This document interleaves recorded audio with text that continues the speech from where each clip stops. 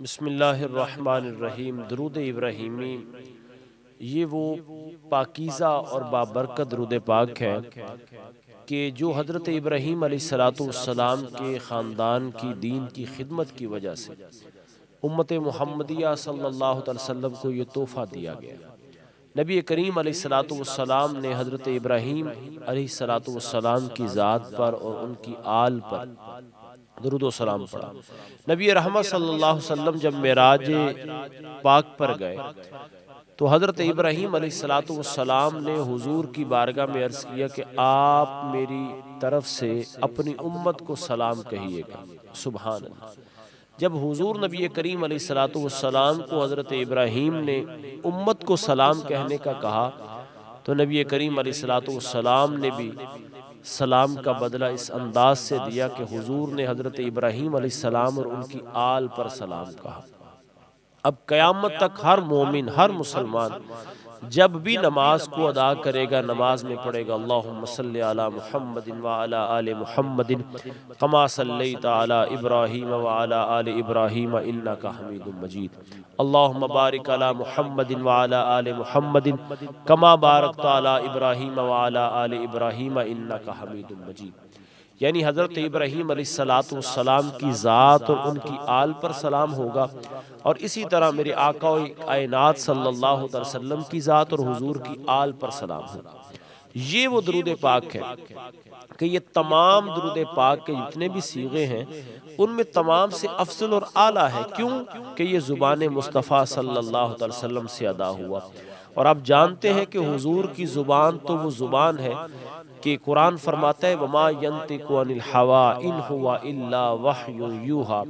میرے امام نے کہا وہ زبان جس کو سب کن کی کنجی کہے، اس کی نافذ حکومت پہ لاکھوں سلام۔ آج کوئی ایک حکومت جاتی ہے تو اس کا کہا ہوا قول بدلا جاتا ہے، نیا قانون آ جاتا ہے، نئی حکومت آتی ہے تو اس کا نیا اپنا قانون آ جاتا ہے، پرانے کو ردی کی ٹوکری میں پھینک دیا جاتا ہے۔ لیکن رسول اللہ علیہ السلام کا قانون اور حضور نے جو فرما دیا وہ صبح قیامت تک تبدیل ہونے والا نہیں۔ اس درود پاک کو حضور نے اپنی زبان مبارک سے ادا فرمایا، اور یہ وہ درود پاک ہے کہ جو اس کو نماز کے علاوہ بھی پڑھے۔ نماز میں تو فیض و برکات ہے ہی ہے، لیکن اگر کوئی شخص اس درود پاک کو نماز کے علاوہ پڑھتا ہے تو اس کے لیے علماء نے لکھا کہ یہ درود پاک اس کے لیے دنیا اور آخرت کے لیے کفیل ہو جاتا ہے۔ یہ درود پاک اس کو دنیا اور آخرت کی جو ہے وہ خوشنودی عطا فرماتا ہے۔ یہ درود پاک یعنی درود ابراہیمی اس کی رزق کی تنگی کو ختم کر دیتا ہے۔ آج ہر بندہ اس مسئلے سے دوچار ہے کہ رزق کی تنگی ہو گئی ہے، حالات بڑے مشکل ہو گئے ہیں، پریشانی بہت زیادہ ہو گئی ہے، غربت بڑھتی جا رہی ہے، وسائل اس حساب سے گروتھ نہیں کر رہے جس طرح مسائل ہیں۔ تو فرمایا تم درود پاک کی، درود ابراہیمی کی کثرت کرتے جاؤ، اللہ تعالیٰ تمہارے وسائل بھی اعلیٰ فرمائے گا۔ اور یہ درود پاک، درود ابراہیمی دنیا کے معاملات کو، قبر کے معاملات کو، حشر کے معاملات کو بہتر کرتا ہے۔ اور سب سے بڑی بات درود ابراہیمی کی یہ ہے کہ انسان کا خاتمہ بالخیر ہوتا ہے، اور خاتمہ بالخیر جو ہے یہ اس قدر اللہ تعالیٰ کا انعام ہے، کیونکہ اب جانتے ہیں کہ جب انسان کی جاں کنی کا وقت آتا ہے تو اس وقت اگر فرشتہ اس کے سرہانے کھڑا ہوتا ہے تو شیطان بھی آ جاتا ہے، اور شیطان کہتا ہے کہ بتا تو نے ساری زندگی اللہ کو ایک مانا ہے، اس کو ایک ماننے کی دلیل تو دے۔ اب اس وقت انسان کا کچھ کہنا اور گفتگو کرنا یقیناً اللہ تعالیٰ معاف فرمائے، اس وقت جو نزاع کا عالم ہوتا ہے اور اس وقت جو سختی اس پہ طاری ہوتی ہے وہ بڑا ایک مشکل کام ہوتا ہے۔ اس وقت گفتگو کرنا کوئی آسان نہیں ہے اور قریب قریب ناممکن ہوتا ہے۔ شیطان یہ کہتا ہے بتا تو نے اللہ کو مانا، تو نے اپنی زندگی گزاری،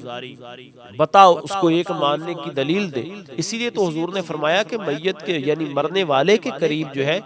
یہ بھی نہ کہو اسے کہ تو جب اس پر نزاع کا وقت آ رہی ہے تو اسے یہ نہ کہو کہ کلمہ پڑھ، اگر خدا نہ خواستہ وہ کہے میں نہیں پڑھتا تو وہ ساری زندگی کی عبادات بالکل ضائع ہو جائے گی۔ لیکن شیطان کھڑا ہوتا ہے، کہتے ہیں بتا تو نے ساری زندگی اللہ کو ایک ماننا ہے، اس پر دلیل تو دے۔ لیکن فرمایا گیا کہ اگر تم درود ابراہیمی پڑھتے رہے زندگی میں تو جب خاتمے کا وقت آئے گا، تمہاری زندگی جو ہے وہ ختم ہو رہی ہوگی، تیری زندگی کا سورج غروب ہو رہا ہوگا، تو درود ابراہیمی اس وقت تجھ پر یہ کرم کرے گا کہ تیرا خاتمہ بالخیر ہو جائے گا، تو ایمان کی سلامتی سے دنیا سے جائے گا، اور وہ کتنا ہی اعلیٰ بندہ ہوگا، اس پر اللہ کا کتنا کرم ہوگا، اس پر اللہ کی کتنی انعامات کی بارشیں ہوں گی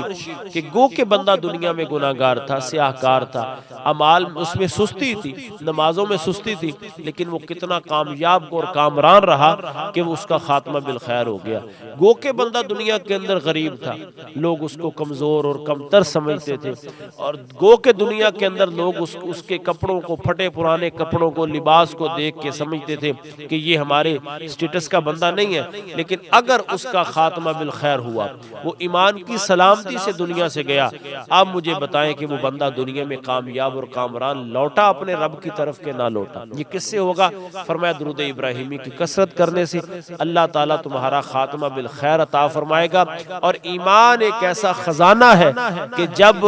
اس کے اوپر شیطان ڈاکہ ڈالنے کی کوشش کرے گا تو درود ابراہیمی بطور ڈھال بن جائے گا، تیرے ایمان کو حفاظت دے گا۔ گو کہ یہ کہنا حق بجانب ہوں میں کہ درود ابراہیمی دنیا کے اندر رزق کی کمی اور بندش کو بھی دور کر دیتا ہے، کشادہ رزق جو ہے وہ اللہ عطا فرماتا ہے، اور درود ابراہیمی کی وجہ سے اور برکت سے اللہ تعالیٰ دین و دنیا کے سارے معاملات کو بہتر کرتا ہے اور انسان کا خاتمہ بالخیر کرتا ہے۔ مالک کی بارگاہ میں دعا ہے کہ خلاق کی عظیم میرا اور آپ کا سب کا خاتمہ بالخیر عطا فرمائے۔ وما توفیقی الا باللہ۔